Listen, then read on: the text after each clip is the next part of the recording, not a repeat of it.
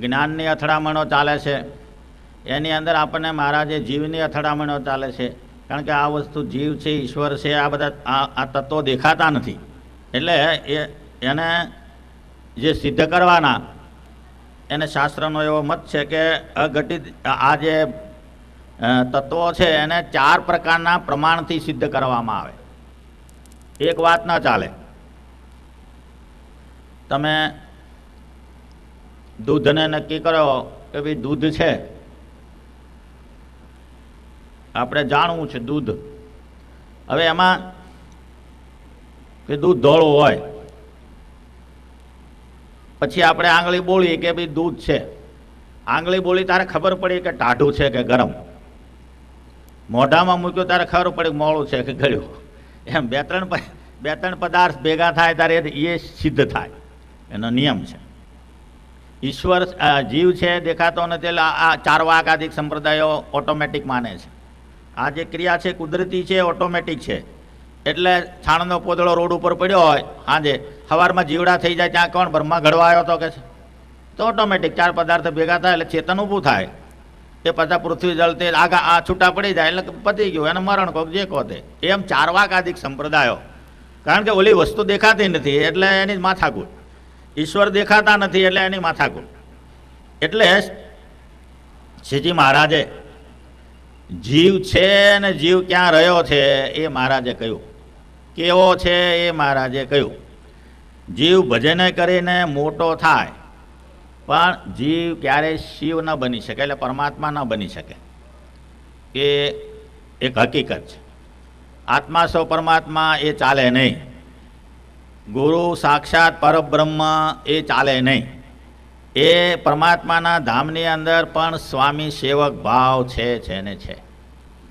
હવે ઈશ્વર તત્વ છે, એ ઈશ્વર તત્વ જો ન હોય અને માનો કે નિરાકારવાદીઓ એમ કે ભાઈ છે તો નિરાકાર છે, નિરાકાર હોય તો આ સાકાર સૃષ્ટિ ન થાય. એમ આપણે ઘેર ઘડો લાવ્યા માટીનો, તો ઘડો લાવ્યા એટલે એ નક્કી થઈ ગયું કે આનો જે આકાર છે એનો બનાવનારો કોઈક હોવો જોઈએ. ઘડો ઓટોમેટિક માટીમાંથી નથી થતો. હવે એ ઘડાને બનાવનારો આકારવાળો હોય તો હાથ પગ નાક કાનવાળો હોય તો જ બને ને. એમ એમની બધી ઇન્દ્રિયો કામે લગાડે ત્યારે ઘડો બને. એટલે ઘડો સાકાર થયો મૂર્તિમાન, તો બનાવનારો મૂર્તિમાન હોવો જોઈએ. એમ આ બ્રહ્માંડ છે, અનેક બ્રહ્માંડ છે. આ વ્યવસ્થાઓ જે બાંધી, આવી જે બધી શરીરની રચનાઓ છે, આ બધું જે એની જે ઉત્પત્તિની વ્યવસ્થાઓ છે, કાળની ગણના એ પ્રમાણે બધું ચાલ્યા કરે. ગ્રહણ, બીજું ત્રીજું, વરસાદ, પાણી, ટાઢ, તડકો, સૂર્ય, ચંદ્ર, નક્ષત્ર, તારાઓ, આ બધું જે જેના તેના સ્થાનની અંદર રહીને આપણને ટાઈમે ટાઈમે જે પુષ્ટિ આપે છે. કારણ કે બધા તત્વો શરીરમાં છે, એ તત્વો બધા સૂક્ષ્મ રૂપે આવ્યા ત્યારે આ શરીર ચાલ્યું અને તૈયાર થયું, નક્કી થયું. એની અંદર બધા તત્વો ભળ્યા ત્યારે. એટલે આની અંદર અલ્પ, બ્રહ્માંડમાં મહત. એ બધી વ્યવસ્થા જેણે કરી એ હાથ પગ નાક કાનવાળા હોય તો જ થાય ને સાકાર સૃષ્ટિ. એમ સાકાર સૃષ્ટિ તો જ થાય. એટલે તમે પરમાત્માને નિરાકાર કહો છો, તેજનો ગોળો કહો છો, એ શક્ય નથી. તેજ શેના આધારે રહે? તમે જે તેજ કહો છો એ તેજ પરમાત્માનું છે, અને પરમાત્મા સદાય સાકાર, દ્વિભૂત દિવ્ય સદા સાકાર મૂર્તિ છે. એટલે એ વિશિષ્ટાદ્વૈત સિદ્ધાંત આપણો. એ બધી વસ્તુ આપણને મહારાજે આ ટૂંકમાં શિક્ષાપત્રીમાં શીખવાડી. માયાની વાત પણ મહારાજે કરી કે ભાઈ માયા છે એ અહમ મમત્વને કરાવે એ માયા.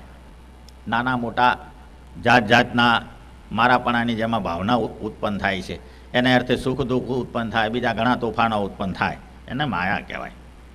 દિલ્હીને માટે હજારો માણસો, રાજાઓના ગળા કપાઈ ગયા. દિલ્હીના ઇતિહાસો તો બધા સાબુત છે. દિલ્હી કોઈની પાછળ ગઈ? એના માટે હજારો રાજાઓના ગળા કપાઈ ગયા, પ્રજાઓના ગળા કપાઈ ગયા. એમ એ શેના માટે કપાય? ઓલો કે મારી, ઓલો કે મારી, મારી ગાદી, ઓલો કે મારી ગાદી, મારું રાજ. એમ એ મમત્વથી ઘણું મોટું નુકસાન થયું. એ કોઈની પાછળ ના ગઈ. કેમ? એનું નામ માયા, એનું નામ જ માયા. એટલે મહારાજે ટૂંકું લક્ષણ બધા આપણને સાધારણ ધર્મમાં કયા, સાવધાની બી રાખવાની, એની સાથે સાથે તન સુધી, મન સુધી, ધન સુધી, આ બધા પદાર્થ આપણને શીખવ્યા. વ્યવહાર કમાવાની રીત, આપણે કમાવવું પડે, કમાવવું જોઈએ, એની રીત નક્કી કરી છે. મર્યાદા બહાર નહીં, ધર્મને લોપીને નહીં. બહુ મોટો લાભ થતો હોય પણ ધર્મનો ત્યાગ કરીને થતો હોય તો એ નહીં, ના પાડી. આપણને દૈવી લક્ષ્મી ખપે, આસુરી લક્ષ્મી નહીં, ગમે એટલી હોય. એટલે શ્રીજી મહારાજે બહુ 121 શ્લોક સુધી માણસને દેવ જેવો બનાવ્યો. આ બધા લક્ષણો જેમાં હોય ને એ જીવ દેવ જેવો લાગે તમને એમ. શાસ્ત્રકારો કહે છે કે માણસ કદાચ પુણ્ય ન કરતો હોય, અરે દાન પુણ્ય ના કરતો હોય, પણ માળા ના ફેરતો, પણ જો પાપ ના કરતો હોય ને તો એ બહુ છે એમ લખે છે શાસ્ત્રકારો. ભલે દાન ન કરે એમ, એના જીવનની અંદર વ્યવસ્થિત રહેતો હોય તો એના માટે ઘણું છે. સામાન્ય ન નડે એ બહુ મોટી વાત છે એમ. માણસ ભલે કોઈને સહાયરૂપ ના થાય પણ સામાન્ય નડવો બી ના જોઈએ. એટલે આ બધી વસ્તુઓ મહારાજે આપણને ટકોર કરી કે મોક્ષના માર્ગમાં તમે ચાલ્યા છો એટલે આટલું તમારે ધ્યાન રાખવા. હવે કોઈ માણસ અમદાવાદ દેશનો હોય અને વડતાલ દેશમાં આવીને કોઈ વેપાર કરતા હોય, ધંધા કરતા હોય, નોકરી કરતા હોય તો એણે ધર્માદો કાયદેસર વડતાલ આપવો પડે. કમાણી અહીં આ દેશમાં કરે છે માટે. અમદાવાદ દેશના આચાર્ય કોઈ સંજોગોમાં આ દેશમાં આવ્યા કે આપણે બોલાવ્યા તો એને એના ચરણમાં જે ભેટ હરિભક્તો મૂકે એ વડતાલ લક્ષ્મીનારાયણ દેવને ત્યાં જ જમા થાય, એ ન લઈ જાય. આ શ્રીજી મહારાજે નિયમ બાંધ્યા છે. અને વડતાલના અમદાવાદ દેશમાં જાય તો એ ભેટ ત્યાં રહે. અને આપણા હરિભક્તો કોઈ અમદાવાદ કારખાનું નાખ્યું તો એને ધર્માદો બીજું ત્રીજું ત્યાં આપવું જોઈએ એમ. એટલે કહેવાનું શું છે, આ મહારાજે બહુ સુંદર વ્યવસ્થા બાંધી છે. એટલા માટે મહારાજ પોતાના આશ્રિતજનોને ક્યાં થૂકવું, ક્યાં ન થૂકવું, ક્યાં ઝાડા પેશાબ કરવા, આ બધી ઝીણી ઝીણી વસ્તુથી આરંભીને ભગવત ઉપાસના, ભગવાન કેવી રીતે, કારણ કે સર્વ કર્મના ફળને આપનાર જે તત્વ છે એક જ પુરુષોત્તમ નારાયણ, બે નહીં. એટલે સર્વ કર્મના ફળને આપે એ અક્ષરધામ કહો, કોઈ પણ ધામનું નામ કહો, કારણ કે જીવને વાણીથી બોલવું છે. શક્તિ ના હોય, બીજું ના હોય, કાંઈ ના હોય એમ. એટલે એનો કોઈ અર્થ નહીં. આપણે અક્ષરધામ કહીએ, જૈનો કે અમારું પરધામ છે, તમારાથી 2 પગથિયાં ઊંચું, લો શું કહેવું એમ, એ તો ચાલે માણસને. એટલે જીવને એ રહે. અને એ મમત્વ મારા ચોખ્ખો ના પાડી દીધી. એ લાઈનમાં તમારે પડવું નહીં. તમારે તો ભજન કરવાનું છે. આપણે ભજન કરવાનું છે. કયા શાસ્ત્રમાં શું છે, એને શાના માટે લખ્યું એ તમને ખબર ના હોય ને આપણે ગમે ત્યાં કથા વાર્તા સાંભળતા હોય ત્યારે અવળું પકડી જાય. હવે પૈસાની ખેંચ પડી તો મહારાજ કે ભિક્ષા માગીને ખાઓ. હા, ઋણ કોઈનું ક્યારે તમે કરશો નહીં. ભિક્ષા માગીને ખાઓ. ઋણ છે ને એ શાસ્ત્ર બહુ ના પાડે છે. 5મે દિવસે અથવા 6ઠે દિવસે દોઢીની ભાજી ઘેર બેઠા મળે તો ખાવી, પણ ઋણ ના કરવું, આટલું બધું લખ્યું છે એમ. ઋણ છે એ બહુ ખરાબ છે. કારણ કે તમે બરાબર પૂજામાં બેઠા હોય, બાણું કકડે એટલે તમને એમ થાય માગનારો આવ્યો. થાય 1, 2, 3 વખત આપણે, કારણ કે આ સગવડના આપણે લીધા અને વાપરી નાખીને સગવડના ઓલાનું એ ઓલો તો માગે જ ને હાલનારો. એટલે આપણને એના એ જ વિચાર આવે, આને શું કહેવું, શું જવાબ આપો વારે વારે, એ આપણે જવાબમાં પડી જઈએ એમ. ઠાકોરજી આગળ પધરાવ્યા હોય એ ના પાડે છે. પહેલાં બહુ હંગરી રાખતા, કારણ કે ક્યારે કાળ પડે ને ઠેકાણ નહીં, બીજી કોઈ વ્યવસ્થા નથી. એટલે સભા મંડપની નીચે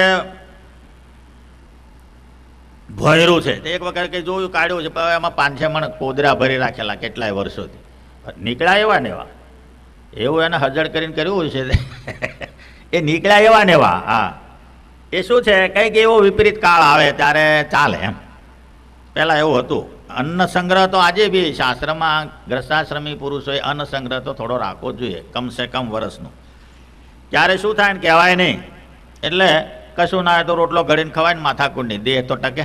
દરરોજ માગવા ક્યાં જવું, દરરોજ દુકાને ક્યાં આથડવું, એ બરાબર નથી. સગવડ હોય તો રાખવું જોઈએ. બીજા ખર્ચા ઓછા કરીએ એમ.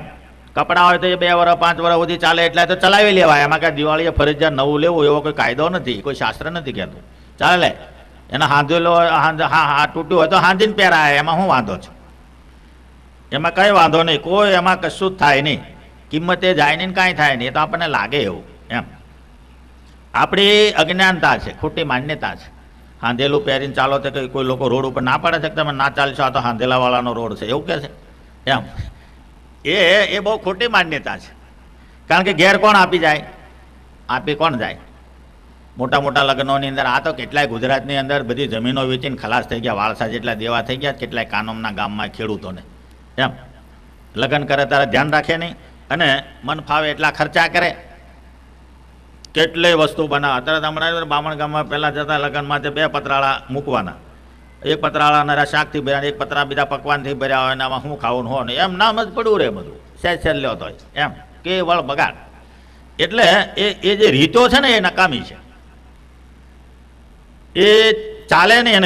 એની વ્યવહારિકતા ઠીક છે પણ અતિશય છે ને એ સારું નથી.